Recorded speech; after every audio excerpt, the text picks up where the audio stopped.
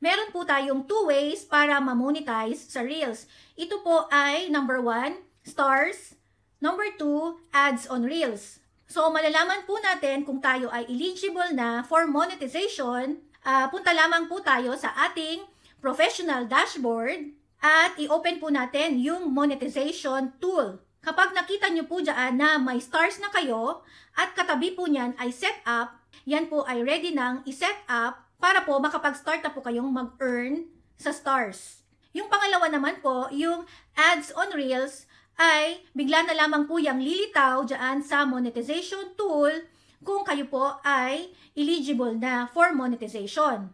Makikita nyo po dyan na mag-a-appear ang ads on Reels, ang katabi po niyan ay setup.